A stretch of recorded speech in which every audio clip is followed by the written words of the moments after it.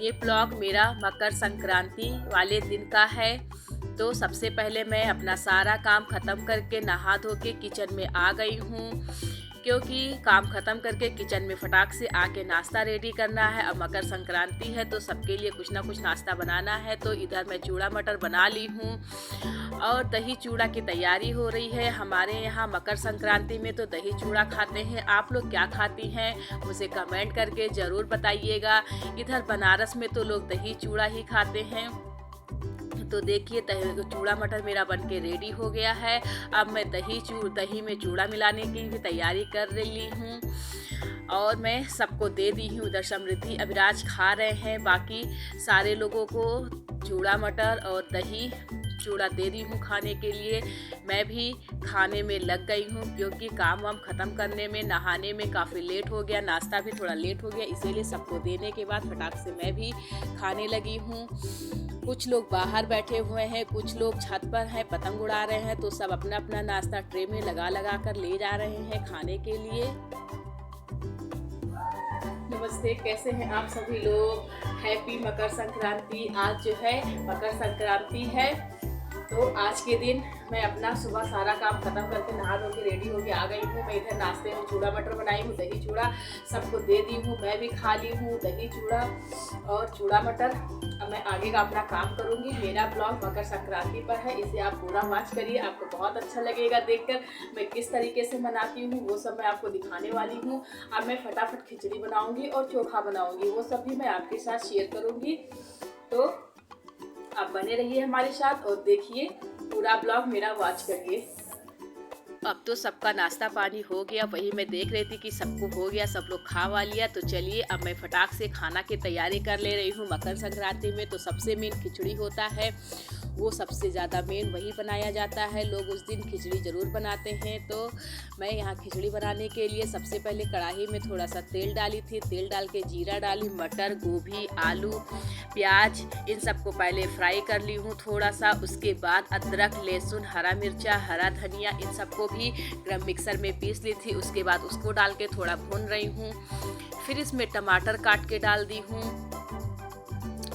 फिर इसमें नमक, हल्दी डाल के चावल, जो मैं दाल चावल धुली थी, मेरे यहाँ यही वाले दाल, हरे वाले दाल का खिचड़ी हम लोग बनाते हैं। तो दाल चावल धुलकर उसको भी इसी में डाल दी हूँ, डाल के थोड़ा सा भून ली हूँ, क्योंकि कुकर मेरा छोटा था। अगर मैं कुकर में भूनती तो अच्छे से भुनाता नहीं, इसीलिए मैं कढ़ाई में एकदम अच्छे से पहले भून ली हूँ। उसके बाद इसे मैं कुकर में डाल दूँगी। कुकर में डाल के पानी डाल के एक सीटी लगाऊँगी। इस तरीके से खिचड़ी बनाइए, बहुत ही टेस्टी और बहुत ही अच्छा बनता है। अगर आप चाहें तो पालक, बथुआ ये सब भी डाल सकते हैं। मेरे पास ये सब नहीं था, इसलिए मैं नहीं डाली हूँ, क्योंकि हरा हरा देखने में भी अच्छा लगता है और खाने में भी बहुत ही अच्छा लगता है। मैं तो अपने यहाँ खिचड़ी इसी तरीके से बनाती हूँ खिचड़ी वाले दिन। आप लोग किस तरीके से बनाते हैं मुझे कमेंट करके ज़रूर बताइएगा। इधर मेरी खिचड़ी तैयार होने, मैं सीटी लगाऊंगी। उसके बाद मैं सोची चोखा बनाने की तैयारी कर लेती हूँ। तो मैं इधर कुकर बंद कर दी हूँ, इधर सीटी लगेगा। अब मैं टमाटर और बैंगन को भून ली हूँ, इसका मैं चोखा बनाऊंगी। बस चोखा जैसे बनता है उसी तरीके से मैं बना ली हूँ। चलिए मैं तो खिचड़ी वगैरह बना ली हूँ, सबको खिला उला दी। अब बच्चे पतंग उड़ा रहे हैं, तो मैं सोची बच्चों के साथ थोड़ा मैं भी पतंग उड़ाती हूँ, एंजॉय करती हूँ और आके मैं अपना ब्लॉग बनाती हूँ। तो मैं छत पर आ गई हूँ, मैं आप लोगों को दिखा रही हूँ मेरे बच्चे कितना पतंग उड़ा रहे हैं। सुबह से ही पतंग उड़ाने में लगे हैं। इन बच्चों को खाने का भी ज़रा भी धुन नहीं है, ये तो ना खा रहे हैं, नाश्ता वगैरह भी करने नहीं आए थे। मम्मी जी बहुत बुलाई तब जाके ये बच्चे आए हैं। तो मैं अपने बच्चों के पास आई हूँ, आप लोगों को भी दिखा रही हूँ बच्चे कैसे पतंग उड़ा रहे हैं। ये देखिए बच्चे सुबह से ही पतंग उड़ाने में लगे हुए हैं। एकदम से इन लोगों को पतंग उड़ाने में बहुत ही अच्छा लग रहा है। बस आज भर की बात और है, कल तो स्कूल खुल जाएगा, ये लोग स्कूल जाने लगेंगे, इन लोग का डेली का रूटीन हो जाएगा। अभी तो जब से ये विंटर वेकेशन हुआ है खूब पतंग उड़ाने में लगे हुए हैं। मैं भी सोची चलो त्यौहार है तो उड़ा ही ले, फिर उसके बाद तो स्कूल जाना ही जाना है। तो हम लोग तो इसी तरीके से मकर संक्रांति वाले दिन खिचड़ी वगैरह बनाते हैं और इसी तरीके से मनाते हैं। उसके बाद बच्चों के साथ पतंग वगैरह उड़ाने में आ गई मैं, और बहुत कुछ आपको दिखाने वाली थी लेकिन मैं एक्चुअली दिखा नहीं पाई क्योंकि मेरे घर में कुछ ऐसा प्रॉब्लम आ गया। इस वजह से मैं बहुत कुछ नहीं शूट कर पाई हूँ। जितना मैं कर पाई हूँ आपको मैं दिखा रही हूँ। आप लोगों ने देखा कि बच्चे किस तरीके से पतंग उड़ा रहे हैं, मौज मस्ती कर रहे हैं। मैं अपने इस ब्लॉग में आप लोगों को बहुत कुछ डिटेल में नहीं दिखा पाई बिकॉज़ मेरे घर में ऐसे कुछ प्रॉब्लम आ गई। मैं आप लोगों के साथ वो नहीं शेयर कर सकती हूँ, इसी वजह से मैं सब कुछ नहीं एकदम डिटेल में दिखा पाई। लेकिन मैं कोशिश की उस प्रॉब्लम के साथ भी कि जितना मैं आपके साथ शेयर कर सकूं, आपको दिखा सकूं, उतना मैं आप लोगों को दिखाई हूं। मैं खिचड़ी बनाई हूं, सबको खिलाई उलाई हूं। उसके बाद मैं ऊपर आ गई हूं, बच्चों के साथ एंजॉय कर रही हूं, आप लोगों से भी बातें कर रही हूं। मैं सोची थोड़ा आप लोगों का बातें करूंगी और मेरा ब्लॉग भी ऊपर बन जाएगा, इसीलिए मैं और ऊपर छत पर आ गई हूं। इस मकर संक्रांति में आप लोगों को ढेर सारी हार्दिक शुभकामनाएं। आप लोग भी खूब एंजॉय करिए, अपने बच्चों के साथ पतंग उड़ाइए, मौज मस्ती करिए, पट्टी ढूंढा खाइए इस मकर संक्रांति में। और जो भी आप लोग अपने घर खाना बनाती हैं वो सब बनाइए। मैं तो नाश्ते में चूड़ा मटर बनाई थी और मैं खाने में आलू मटर का पराठा बनाऊंगी। आप लोग क्या बनाती हैं मुझे कमेंट करके ज़रूर बताइएगा। देखिए साथ साथ बच्चे भी बोल रहे हैं। तो चलिए मैं रात में क्या बनाती हूँ कोशिश करूँगी वो सब भी मैं आप लोगों के साथ शेयर करूँ। चलिए फिर मैं थोड़ा और बच्चों के साथ एंजॉय करूँगी, पतंग वगैरह उड़ाऊँगी, फिर मैं नीचे जाऊँगी। तो इधर बच्चे पतंग उड़ाने में लगे हुए हैं। देखिए किस तरीके से बच्चे जो है पतंग उड़ाते भी हैं, उससे ज़्यादा पतंग जो कट के आती है उसको लूटने में बहुत ज़्यादा वो जो है परेशान रहते हैं। इधर देखिए किसी बच्चे का पतंग फंस गया, कितने आराम से उसको निकाल रहे हैं। बस इसी तरीके से हम लोगों ने सेलिब्रेट किया है अपना मकर संक्रांति। और आप लोगों ने किस तरीके से किया मुझे कमेंट करके ज़रूर बताइएगा। आप लोग भी बच्चों के साथ पतंग उड़ाइए, अच्छा लगता है। इसलिए मैं सारा काम फटाक से ख़त्म करके ऊपर आई ताकि बच्चों के साथ थोड़ा पतंग वगैरह उड़ाया जाए, मौज मस्ती किया जाए। क्योंकि बच्चे जो है अकेले रहते हैं, जब उनके मम्मी पापा आ जाते हैं तो वो और ज़्यादा खुश हो जाते हैं। तो इसीलिए मैं आ गई हूँ ऊपर। और जो है मैंने आपको बताया ही कुछ प्रॉब्लम की वजह से मैं बहुत कुछ नहीं आपको दिखा पाई हूँ, नहीं तो मैं और जो कुछ था वो सब भी मैं आपको दिखाती। चलिए कोई नहीं, ये सब तो चलता रहता है। चलिए अब तो मैं चल रही हूँ नीचे। बच्चों का क्या है, बच्चे तो पूरे टाइम पतंग उड़ाएंगे लेकिन मुझे बाकी सब काम देखना है। अब मुझे रात के खाने की तैयारी करनी है क्योंकि मेरे देवर को लखनऊ जाना है, उन्हें ट्रेन पकड़ना है 5 बजे का, तो उससे पहले मैं उन्हें टिफ़िन भी बना के दूँगी। इसीलिए अब मैं चल रही हूँ नीचे, कुछ बनाऊँ उन्हें टिफ़िन दूँ। तो चलिए बने रहिए आप मेरे इस ब्लॉग में, देखिए। तब तक मैं अपना काम ख़त्म करके फिर आपसे मिलती हूँ।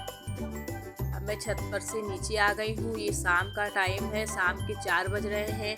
मेरे देवर को जो है आज ही लखनऊ जाना था, उन्हें ट्रेन पकड़ना था, तो मैं फटाक से उनके लिए नाश्ता रेडी करने लगी। उधर मैं चाय बना रही हूँ। ये आलू मटर का पराठा है।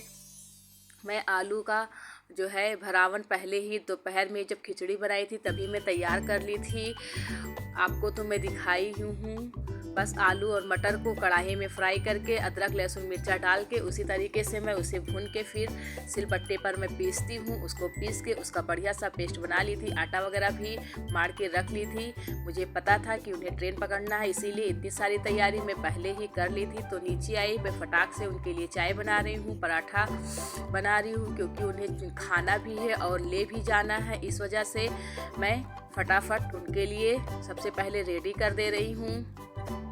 उनका नाश्ता रेडी हो गया है। वो चाय पराठा वो भी थे नहीं, एक्चुअली वो भी बाहर ही चले गए थे, अभी को आए हैं। तो बस उन्हें मैं ये पराठा चाय दूंगी, ये खाएंगे। उसके बाद उनका मैं लंच पैक कर दूंगी और वो जाएंगे। इधर खिचड़ी भी जो होता है जिसको लोग कहते हैं खिचड़ी, तो थाली भी मम्मी जी मेरी लगा रही हैं अगल बगल लोगों के घर देने के लिए, क्योंकि अगल बगल लोगों के घर हम लोग देते हैं, वो लोग भी हमारे यहाँ देते हैं। तो सारा काम तो ख़त्म हो गया। अब मैं अपने रूम में आ गई हूँ। खाना वगैरह भी मेरा हो गया है। तो रूम में ये रात 9 बजे का टाइमिंग है। सारा काम ख़त्म हो गया तो मैं अपने रूम में आई हूँ दूध लेकर। अपने हस्बैंड का दूध लाई हूँ। बच्चों को तो शाम को ही दूध दे देती हूँ। इधर मैं उनका बिस्तर लगा दे रही हूँ, क्योंकि बेड पर हम चारों नहीं आ पाते हैं, तो इसीलिए एक बिस्तर नीचे लगाती हूँ। तो कोई भी नीचे लेट जाता है, ज़्यादातर तो हस्बैंड ही नीचे लेटते हैं। बच्चे कैसे शरारत कर रहे हैं।